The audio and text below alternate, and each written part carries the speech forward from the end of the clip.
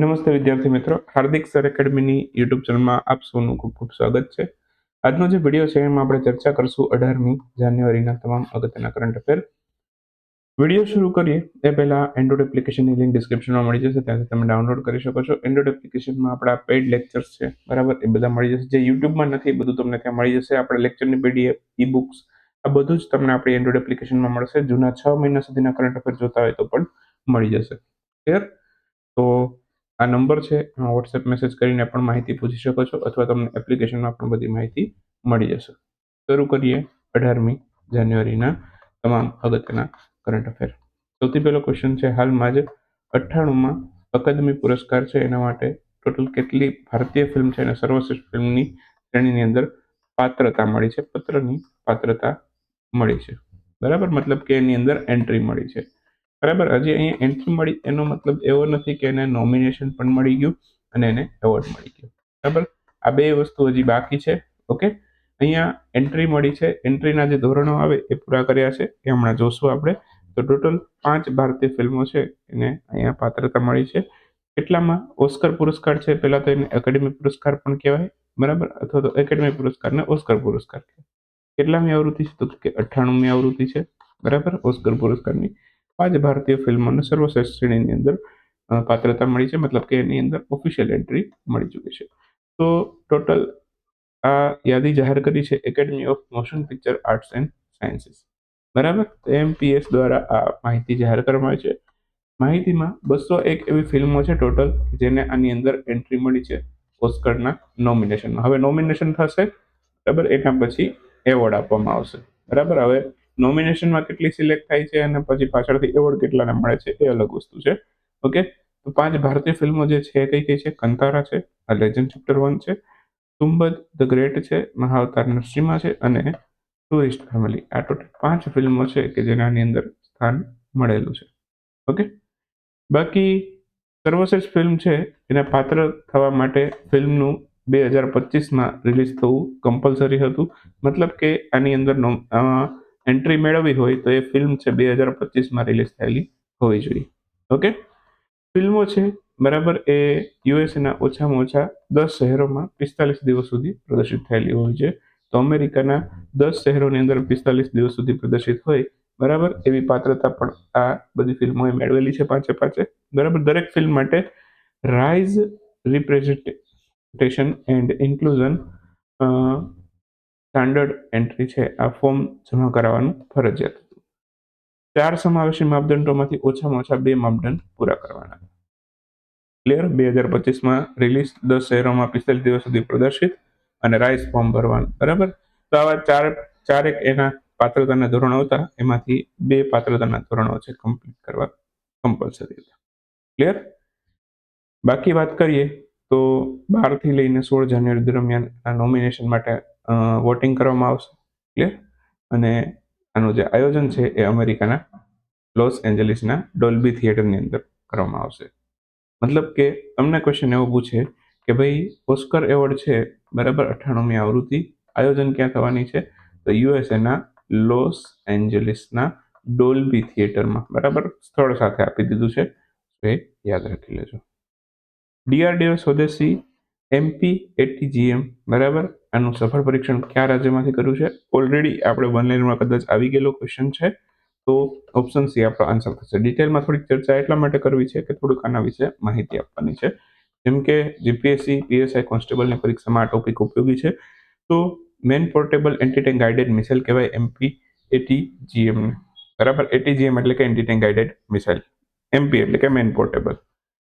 આ મિસાઇલની ખાસિયત એવી છે કે સૈનિકો પોતાના ખભા ઉપર રાખી, બરાબર, અને લોન્ચ કરી શકે છે. ડીઆરડીઓ વિકસિત કરી છે. ફૂલ ફોર્મ થાય ડિફેન્સ રિસર્ચ ડેવલપમેન્ટ ઓર્ગેનાઇઝેશન. 1958માં સ્થાપના થઈ, બરાબર. 1 જાન્યુઆરી હમણાં જ એનો સ્થાપના દિવસ હતો અને અધ્યક્ષ અત્યારે કોણ છે? સમીર ભી કામત. ભારતની રક્ષા સંશોધન અને વિકાસ માટેની સંસ્થા છે, બરાબર. ATGM નું પૂરું નામ મેં તમને કહી દીધું, main portable anti-tank guided missile. 3rd generation missile છે. ટોપ એટેક કેપેબિલિટી છે આ મિસાઇલની અંદર, બરાબર. ટેન્કના નબળા ભાગ ઉપર એ હુમલો કરવાની શક્તિ ધરાવે છે. ક્લિયર? બાકી ફાયર એન્ડ ફોરગેટ પ્રકારની મિસાઇલ છે, બરાબર. એકવાર છૂટી જાય પછી પોતાના ટાર્ગેટને હિટ કરે છે. ઓકે, બાકી ઇન્ફ્રારેડ સિકર ટેકનોલોજીથી સજ્જ છે અને આ મિસાઇલ છે બરાબર મેક ઇન ઇન્ડિયા અને આત્મનિર્ભર ભારત તરફનું એક મહત્વપૂર્ણ પગલું છે. 2026ના ગોલ્ડન ગ્લોબ એવોર્ડનું આયોજન કયા દેશમાં કરવામાં આવેલું છે? ગોલ્ડન ગ્લોબ એવોર્ડ છે અમેરિકાની અંદર યોજાયા છે, તો ઓપ્શન ડી આપણો આન્સર થશે. હાલમાં જ છે 2026ના ગોલ્ડન ગ્લોબ એવોર્ડ છે એનું આયોજન અમેરિકા ખાતે કરવામાં આવેલું છે.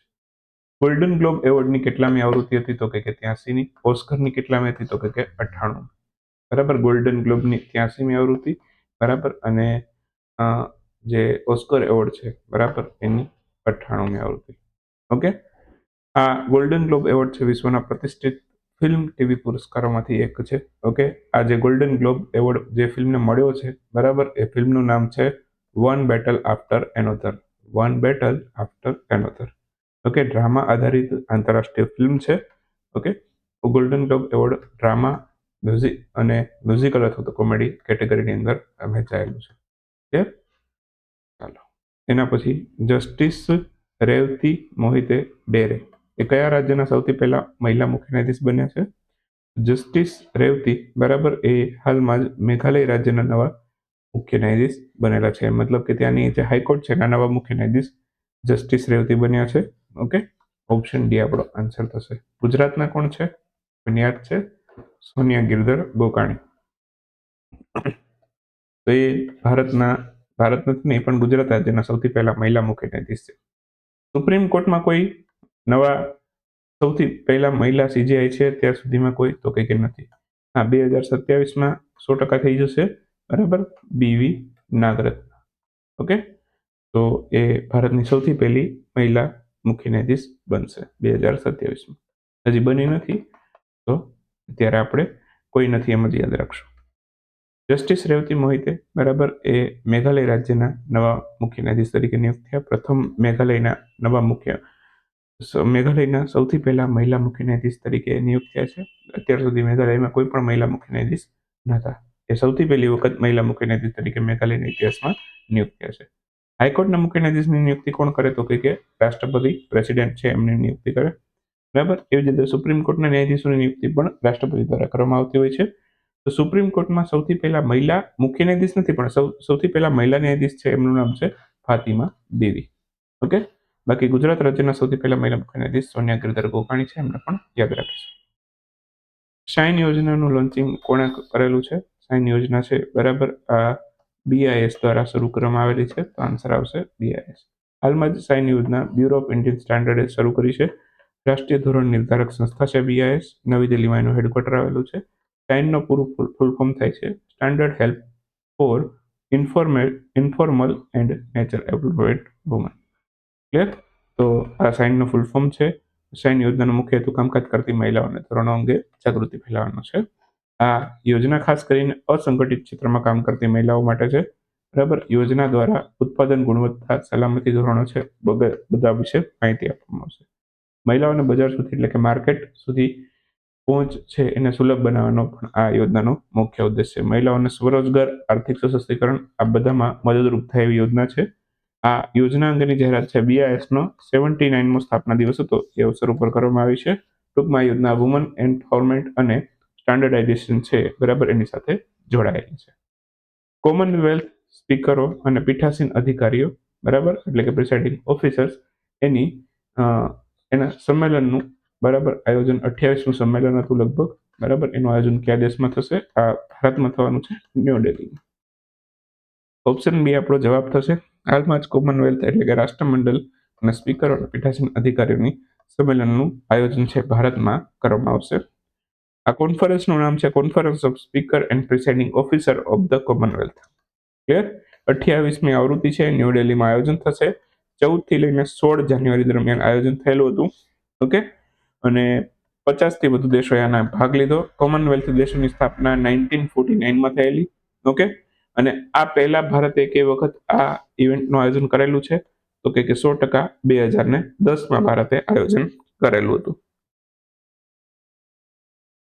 હાલમાં જ Asia best employer brand award 2026થી કોને સન્માનિત કરવામાં આવેલું છે? તો આ બ્રાન્ડ એવોર્ડ મળ્યો છે બીએસઈ ને, બોમ્બે સ્ટોક એક્સચેન્જ આનો ફૂલ ફોર્મ થાય, એને આ પુરસ્કાર મળ્યો છે. એશિયાના બેસ્ટ એમ્પ્લોયર બ્રાન્ડ એવોર્ડ છે, બરાબર, એ એક પ્રતિષ્ઠિત માનવ સંસાધન આધારિત એવોર્ડ છે. એ હાલમાં મળ્યો છે બોમ્બે સ્ટોક એક્સચેન્જ એટલે કે બીએસઈ. આ એવોર્ડની જે સેરેમની હતી એનું આયોજન ક્યાં થયું હતું? એનું આયોજન થયું હતું ચીનમાં. તો ચીને હોસ્ટિંગ કર્યું હતું. આ એવોર્ડ એવી કંપનીને આપવામાં જે શ્રેષ્ઠ નોકરીદાતા સંસ્થા હોય, બરાબર, તે બોમ્બે સ્ટોક એક્સચેન્જને મળ્યો છે. બરાબર, બોમ્બે સ્ટોક એક્સચેન્જ અને નેશનલ સ્ટોક એક્સચેન્જ, બરાબર, બંને છે કેના હેઠળ કાર્ય કરે છે? બંને સેબી હેઠળ કાર્ય કરે છે. સેબીનું ફૂલ ફોર્મ થાય security and exchange board of India. Okay, બીએસઈની સ્થાપના, બરાબર, બીએસઈ ભારતનું સૌથી જૂનું સ્ટોક એક્સચેન્જ છે. ઓકે, 1875માં બીએસઈની સ્થાપના થઈ હતી. મુંબઈ ખાતે એનું હેડક્વાર્ટર છે, બરાબર, અને એનો મેઇન ઇન્ડેક્સ છે ને સેન્સેક્સ તરીકે ઓળખીએ છીએ આપણે. ક્લિયર? ચાલો, તો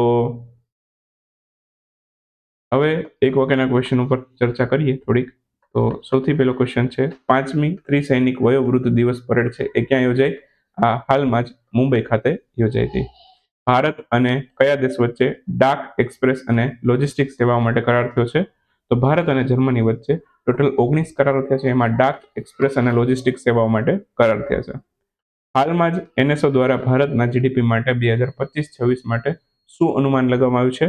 તો એનએસઓ નેશનલ સ્ટેટિસ્ટિક્સ ઓફિસે ભારતના જીડીપી માટે 7.4% અનુમાન લગાવેલું છે. ITBP Indo Tibetan border police ફોર્સના નવા પ્રમુખ કોણ બન્યા છે? તો નવા પ્રમુખ બન્યા છે એના મતલબ કે હેડ અધ્યક્ષ બન્યા છે, અધ્યક્ષ અને પંડિતજી કે, બરાબર, એ શત્રુજીત સિંહ કપૂર બન્યા છે. ઓકે, દુલા સમુરાય માર્શલ આર્ટ સન્માન આ પ્રાપ્ત કરનાર પ્રથમ ભારતીય વ્યક્તિ કોણ બન્યું છે? તો દુલા સમુરાય માર્શલ આર્ટ આ જે સન્માન પ્રાપ્ત કર્યું છે એ સૌથી પહેલા ભારતીય વ્યક્તિ છે પવન કલ્યાણ. હાલમાં જ અક્કાપાડા યોજનાની શરૂઆત કયા રાજ્યમાં થઈ? આ કર્ણાટક રાજ્યની અંદર કરવામાં આવી અક્કાપાડા યોજના. કર્ણાટક હાઈકોર્ટના નવા મુખ્ય ન્યાયાધીશ કોણ બન્યું? તો ન્યાયમૂર્તિ સુજોય પાલ છે નવા મુખ્ય ન્યાયાધીશ બનેલા છે. ટીવીએસ સપ્લાય ચેન સોલ્યુશન ના ગ્લોબલ સીઓ કોણ બન્યા છે? તો Vikas Chadha TVS supply chain સોલ્યુશનના ગ્લોબલ સીઓ બન્યા છે. આઈબી એટલે એવોર્ડ છે એની બેસ્ટ ફિનટેક અને ડીપીઆઈ કેટેગરીની અંદર આ એવોર્ડ કઈ બેંકને મળ્યો છે? તો કર્ણાટક બેંકને મળેલો છે. Last question, Hindustan aeronautics limited દ્વારા સ્પોન્સર કરવામાં આવેલા પર્વતારોહી તરીકે આર્જેન્ટિનાના માઉન્ટ એકાન્ગુઆ શિખર ઉપર ચડાઈ કરનાર ભારતીય વ્યક્તિ કોણ બન્યા છે? તો એ અરિત્રા રોય બન્યા છે. હિન્દુસ્તાન એરોનોટિક્સ લિમિટેડે સ્પોન્સર કર્યું હતું, મતલબ કે એને આને ફંડિંગ આપેલું હતું, બરાબર. તો અહીંયા આપણો 18મી જાન્યુઆરીનો વિડીયો અહીંયા સમાપ્ત કરીએ. મળીશું 19મી જાન્યુઆરીના વિડીયોમાં. ત્યાં સુધી રજા લેશો.